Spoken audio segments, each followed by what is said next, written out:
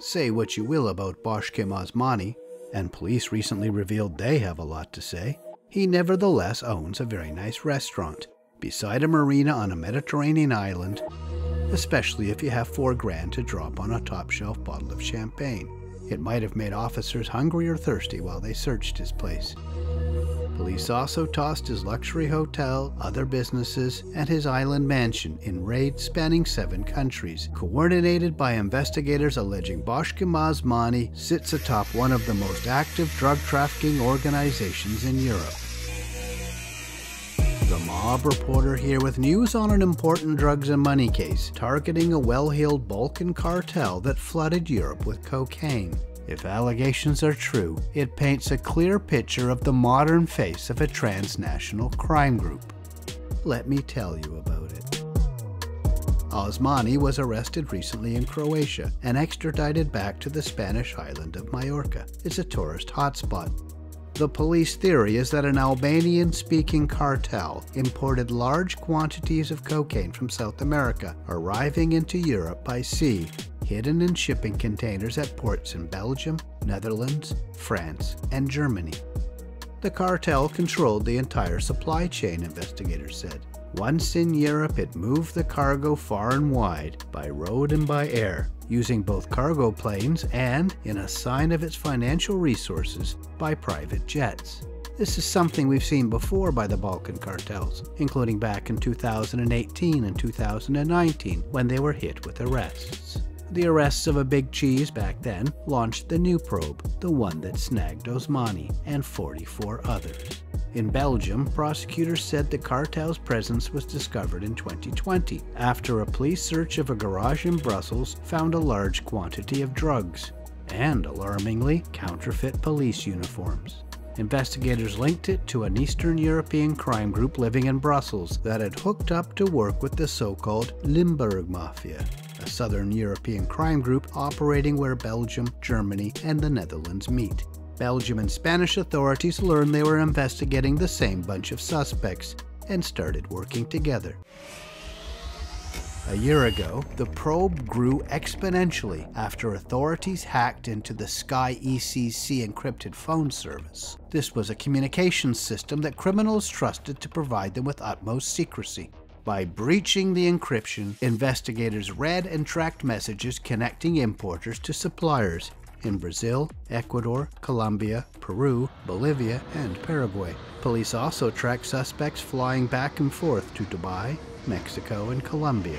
They uncovered a sprawling, intricate criminal web, and a large global investigation rose to tackle it.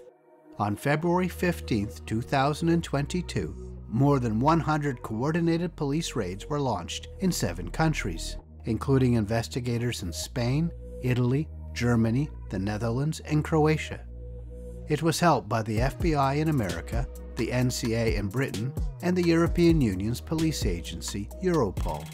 In Belgium, 30 people were arrested after 49 raids, mostly in Brussels and Antwerp, the major port. In Spain, 8 people were arrested. In Italy, anti-mafia police searched a hotel in Prato and an apartment in Florence, both owned by Albanians. The 56-year-old Bashkim Osmani was named the main target. Now something must be made clear. Osmani's lawyer said his client denies the allegations, and none of the charges have been tested in court. Jaime Campener, a lawyer with one of Spain's top law firms specializing in white-collar crime, told me his client hasn't even been told the details of what he is accused of. Quote, "It is not possible to defend oneself in the nebula. We demand clear facts, precise accusations, and that we be told what the evidence against him would be, which we deny exists," unquote. He suggested Osmani was targeted because of his obvious wealth. He told me, quote, "Being prosperous in business cannot be criminalized," unquote. Everyone agrees Osmani is rich. It's been obvious for years, but that may be the only undisputed fact. It was a luxurious ride for police on these raids, hitting top hotels, restaurants, and a lovely mansion. It's policing in paradise. He has a small chain of 4-star hotels. The name B.O. seems a curious choice. until you'll realize it's Bashkim Osmani's initials, and not, you know, body odor. There is the hotel in Palma, the capital of Mallorca, another in Hamburg, Germany, which was the family's adopted home, and a third on the Croatian coast, in Porridge, another tourist hotspot. In fact, it was here where Osmani was arrested, traveling on a Croatian passport.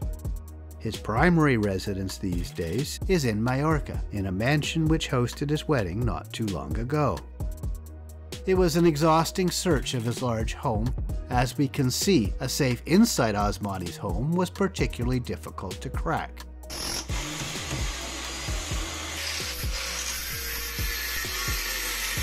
Apparently his in-laws and wife were there when police came.